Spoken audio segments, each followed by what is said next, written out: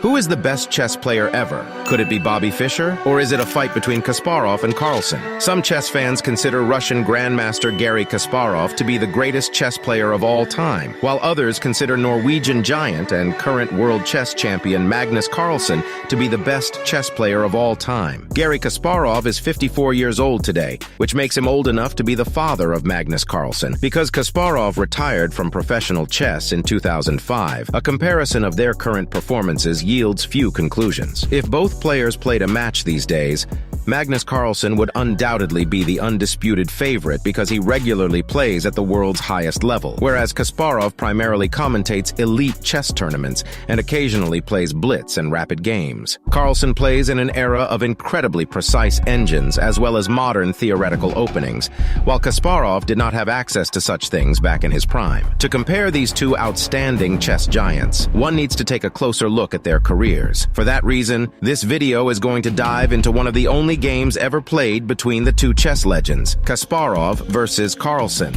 The game starts out with the clocks ticking down, but Kasparov is nowhere to be seen.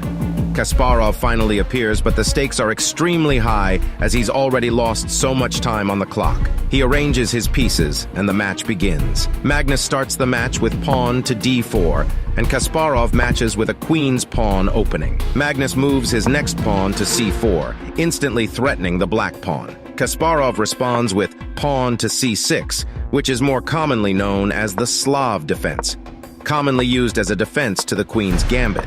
As they continue to develop their pieces, Kasparov moves his knight to d7, and the game devolves into a queen's gambit declined. Magnus moves a pawn forward to e3, looking to solidify his defense of the middle four squares, which are commonly seen as the strongest and most important squares on the board.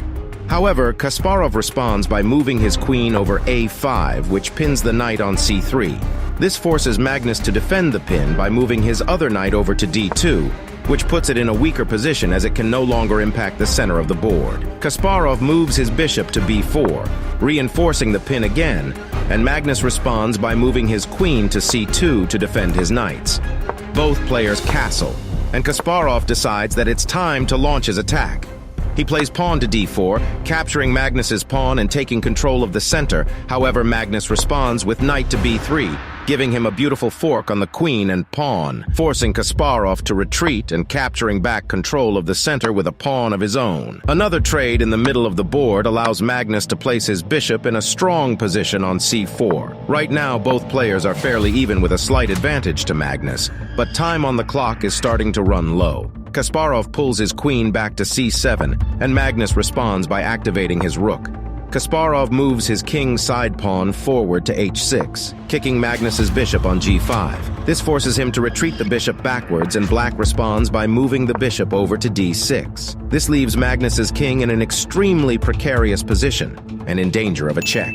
If somehow Kasparov can get his queen over to h2, it will be an instant checkmate and the game will be over for Magnus. Luckily for 13-year-old Magnus, he sees this move and pushes his kingside pawn forward to h3, creating some breathing room. And this is where things start to get interesting. A few moves later, and Kasparov plays his bishop to h2, checking Magnus's king. Magnus is forced to move without capturing due to the queen directly threatening the same square. Kasparov moves his knight in front of his queen, allowing Magnus to capture the bishop and trade piece for piece. 13-year-old Magnus Carlsen decides that it's his turn to go on the attack. He moves his queen forward to c5 and moves multiple pieces forwards to attack c6. The pawn is looking like it's in big trouble. Magnus captures, they trade pieces back and forth, and Carlsen wins the exchange, coming out a piece ahead.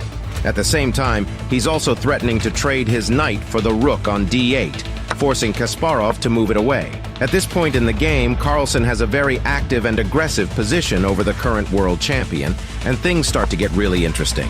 Kasparov moves his queen to g6, threatening to check Magnus. He responds by moving his queen to block and offering a queen trade. Kasparov accepts and comes out with a small advantage due to the fact that Magnus now has doubled pawns on the g-file. Kasparov attacks Carlsen's backline, moving his rook to e1 and offering a trade. They are now extremely close to the endgame, and Magnus is going into it with a one-pawn advantage over the world champion. The two continue moving their pieces, handing out checks to each other left and right.